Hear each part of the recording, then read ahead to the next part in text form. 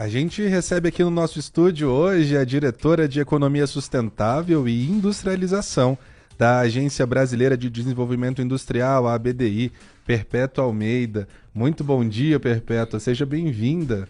Bom dia, Paulo. Bom dia, Diego. Bom dia aos brasilienses que nos escutam ou todos aqueles que escolheram Brasília como sua pátria, como seu espaço, seu lar. É um prazer enorme estar aqui com vocês. A gente que agradece, Perpétua. A gente trata hoje um pouquinho sobre a ABDI, né? Os projetos que estão acontecendo por lá. A ABDI que tem como objetivo promover, né, a execução das políticas de desenvolvimento industrial, especialmente as que contribuem para a geração de empregos e renda. Você que assumiu a diretoria no ano passado, conta um pouquinho para a gente como tem sido feito esse trabalho, qual é a sua visão sobre a agência, de que forma ela tem ajudado o nosso país. Olha, a BDI, inclusive, essa semana está vivendo um momento de ebulição, né? Com a chegada do novo presidente, o Capelli, uma pessoa conhecida, se tornou conhecida nacionalmente, quando virou interventor em Brasília, depois foi para o Rio também, cuidando um pouco dessa coisa da segurança. E o Capelli chega lá agora para discutir indústria, o desenvolvimento dessa indústria. Isso é bom porque foi logo depois, menos de um mês depois do lançamento da política industrial. A gente pode se perguntar assim, mas por que política industrial? Por que tanto foco? O principal foco da política industrial é como melhorar a vida das pessoas através do desenvolvimento da indústria. E quando eu cheguei na ABDI, cheguei lá o ano passado, eu percebi que esse debate que o mundo está tendo, e isso é muito forte em Brasília, isso é muito forte também no Cerrado, dessa nova indústria, dessa bioindústria, dessa neoindústria, que tem uma relação direta com aproveitamento de recursos naturais, que tem uma relação direta com circularidade, que tem uma relação direta com como você usar os recursos naturais com sabedoria, sem você colocar em risco as gerações futuras, de como você fazer com que essa nova indústria pense também ambientalmente. Essa coisa do ESG que dizia isso é moda. Não, isso hoje está. Daqui a pouco não se fala mais em ESG, Porque já vai ser o básico, né? social, governança e ambiental, porque ele já vai estar inserido em todo esse processo. Porque toda empresa hoje, e qualquer cidadão que tiver um empreendimento, ele vai olhar como é que eu vou cuidar bem desse negócio para me ganhar dinheiro, isso tem uma relação direta com governança. Como é que eu vou, nesse meu empreendimento, cuidar do planeta, para mim não desperdiçar nada? E como é que nesse meu empreendimento eu vou cuidar do social, eu vou cuidar das pessoas? Essa coisa dos 3 P's, né? Planeta, pessoas e lucro, né? Que é prosperidade. Então, a gente criou essa nova diretoria lá de Economia Sustentável e Industrialização, com esse foco. A indústria brasileira precisa levar em consideração os cuidados com o planeta, porque é a nossa casa, onde nós vivemos, onde nós moramos, e aqui nós temos que seguir a vida. Então, isso é muito importante, você ter esse foco, né? Quando você vê agora o lançamento da política industrial brasileira, que ela é guiada por missões, ela tem 6 missões, ela tem uma relação direta com o social, com o desenvolvimento também individual, com o crescimento econômico do país e o crescimento econômico das pessoas. Aí trata a questão da bioeconomia, da bioindústria, dos arranjos produtivos do agro e dos arranjos produtivos locais. Ela se preocupa com a questão da indústria da saúde. Como é que é? Se Deus o livre a gente tiver uma outra epidemia, nós vamos ficar de novo dependendo de outros países para ter máscara, para ter álcool, para ter equipamentos, para ter vacina? Não, a gente precisa cuidar disso agora. Todos os países do mundo estão fazendo. A área de defesa. Quando tu olha, as guerras no mundo, elas se dão não mais por grandes tanques de guerra. A questão das novas tecnologias é fundamental. Então, peraí, como é que o Brasil vai proteger essa imensidão toda de suas fronteiras, da Amazônia Azul, que é os nossos mares, que a gente tem uma economia muito forte, que é a economia do mar? Como é que tu vai proteger a nossa floresta? Peraí, tem que fazer um investimento nisso. Então, esse é o olhar que a BDI precisa ter para o desenvolvimento industrial. E agora, ali na nossa diretoria, nós criamos um programa que é voltado para a bioindústria. Aí, se tu perguntar aqui, vamos aqui falar de Brasília. Tu vai na feira da Torre, Nossa, é uma coisa fantástica, é lindo, não é? Tudo que tem ali, eu me apaixono por tudo que tem na Feira da Torre. E tu vai ver que são famílias simples, né? Pequenas empresas, pequenas indústrias, mas a grande maioria é um trabalho manual e é um trabalho que tem uma relação direta com o meio ambiente. Né? As flores do Cerrado são famosíssimas e tem gente vivendo a sua vida a partir dali. Mas você não tem um diagnóstico sobre isso. Onde é que está essa bioindústria? Quem ela é? Quantas famílias ela alimenta? Qual o potencial dela para o Brasil passar a ganhar dinheiro e investir? Qual os gargalos? Qual o nível de dificuldade que as famílias que estão lá em torno de uma bioindústria têm? Como financiar essa bioindústria? Então, isso é um projeto que a gente está tocando agora na agência. Inicialmente, nós vamos começar pelo bioma Amazônia, depois vamos chegar no bioma Cerrado e todos os biomas brasileiros. Por que começar pelo bioma Amazônia? Primeiro, porque a Amazônia é uma das grandes referências para o mundo. Segundo, nós vamos sediar aqui a COP30. 2025, o Brasil vai abraçar o mundo discutindo sustentabilidade, discutindo a questão ambiental. E a BDI quer estar lá apresentando como a indústria brasileira está se comportando, como ela está crescendo e como ela está ajudando o desenvolvimento do país. Muito bem, 8 horas e 42 minutos, você está na 97,5 Nova Brasil FM. A gente entrevista ao vivo aqui em nossos estúdios, com muita alegria hoje, a ex-deputada federal Perpétua Almeida, do Acre, ela que atualmente é diretora da Agência Brasileira de Desenvolvimento Industrial. Perpétua, você falou um pouquinho aí da COP30, já como é que está a expectativa? Em 2025 já está aí, daqui a pouquinho a gente pisca o olho e já chega a COP30. E qual vai ser a participação da BDI em todo esse processo da conferência? Eu tive em algumas COP e tive agora na COP28 em Dubai. E tu chega em Dubai e diz, gente, parece uma cidade de um outro planeta, não é? Parece uma cidade de ETs, porque tudo é superlativo. Isso é o maior prédio do mundo, é o maior isso, é o maior aquilo, e muitas tecnologias, né? Aí eu fui no evento, convidada pelo governador Jader Barbalho, que foi apresentar a COP30 lá em Dubai, na COP28. E ele dizia, olha, quando você olha para o seu entorno, não espere essa Copa no Brasil. Nós vamos fazer a Copa da Amazônia, a Copa da Floresta. A primeira, aliás, a COP, né? A primeira COP a acontecer na Amazônia em toda a sua história. Então, isso diz muito sobre como o Brasil deve se preparar para receber essa COP, receber o planeta, porque nós vamos receber o planeta. Então, como o Brasil, não é só como o Estado do Pará deve se preparar, desde a hospedagem para você receber líderes mundiais, lideranças mundiais, a população que vem, as organizações que vêm, e até como você vai tratar aquilo nas comunidades. Então, a ABDI está se programando para isso. Que exemplos da indústria nós vamos apresentar lá?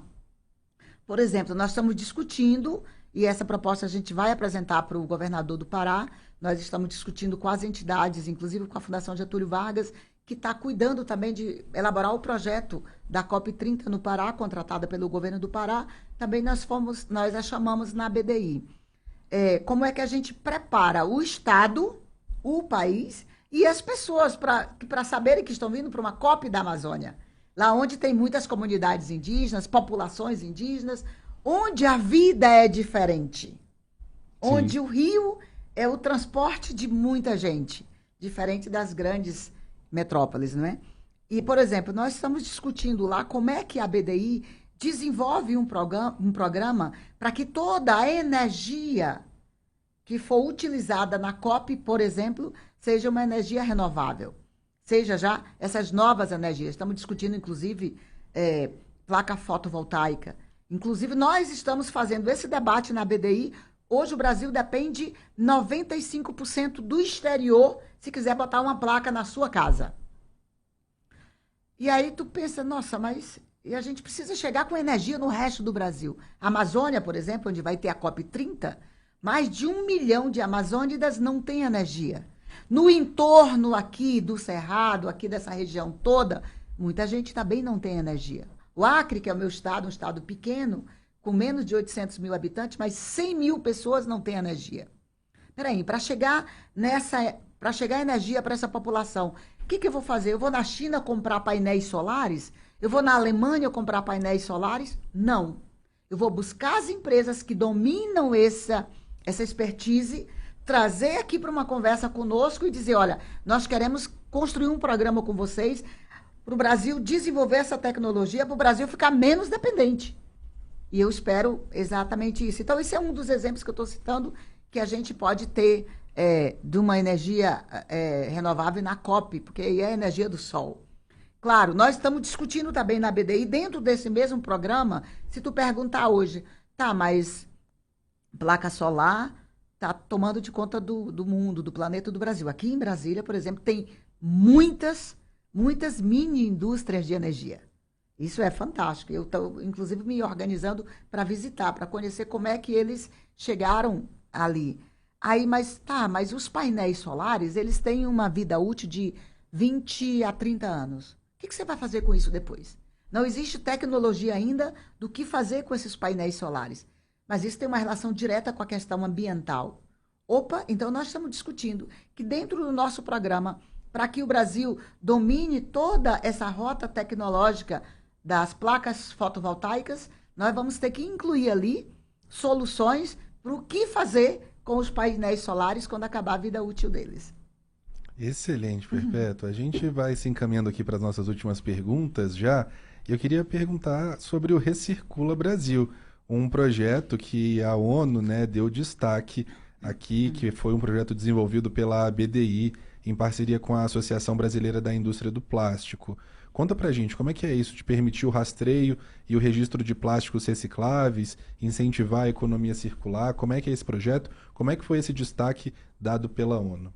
Existe uma decisão na própria ONU de buscar soluções para a questão do plástico. No mundo inteiro, o mundo inteiro está discutindo isso.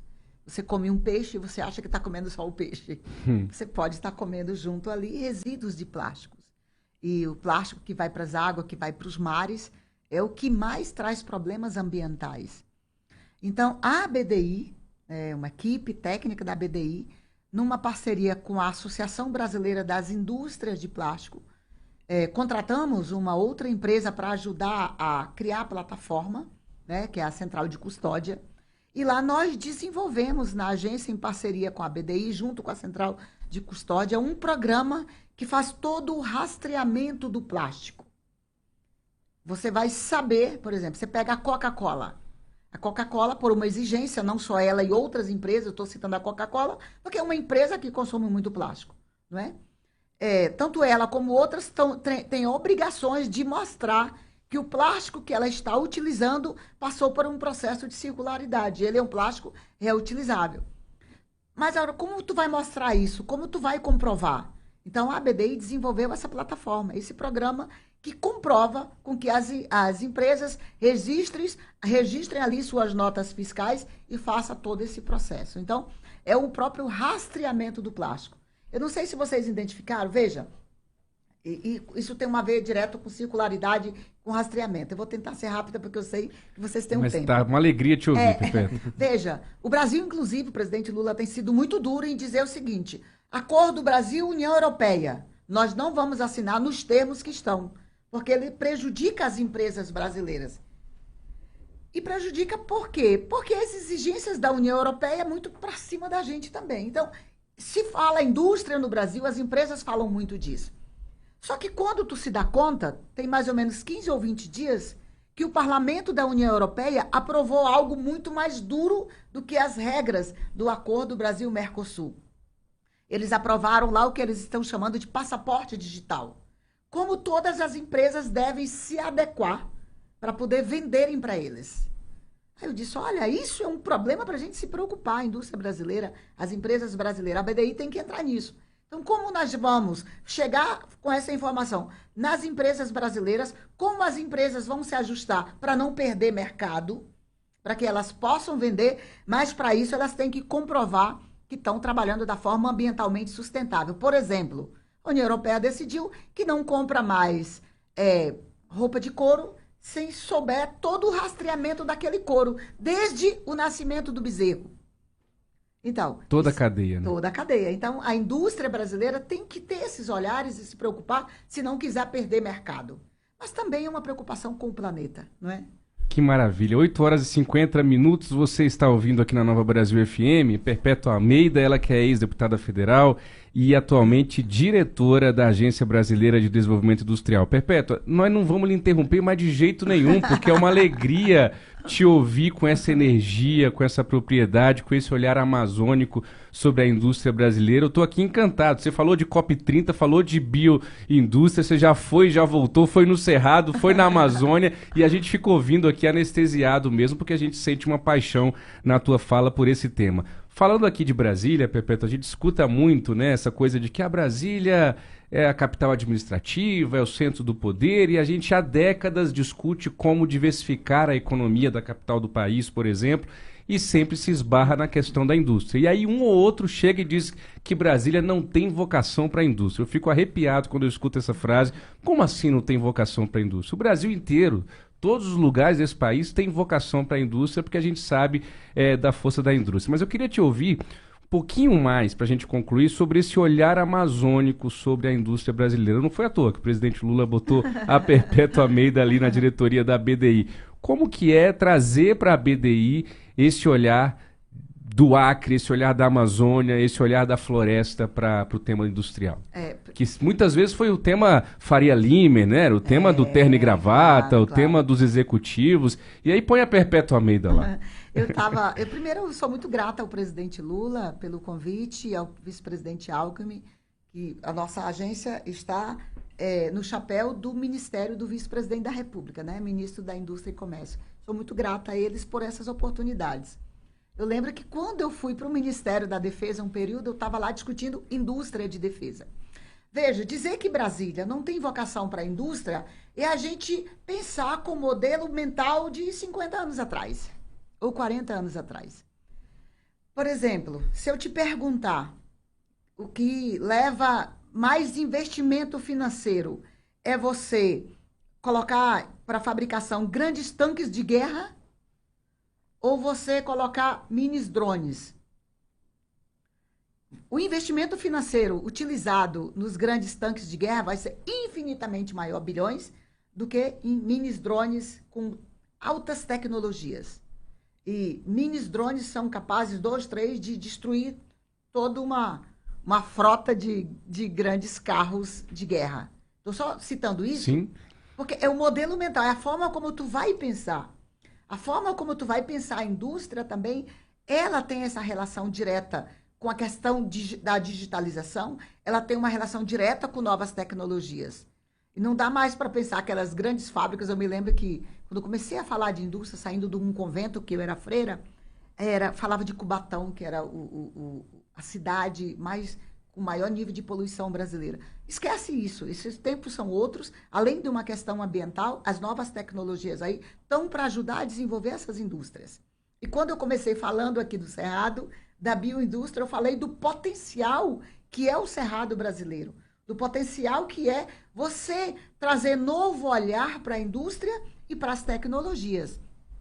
E quem vem da Amazônia sabe, por exemplo, eu que sou de uma família de 15 irmãos e sou a 15ª, e aprendi a viver na comunidade, sei que a sobrevivência de uma família, de uma comunidade, ela tem uma relação direta com o coletivo.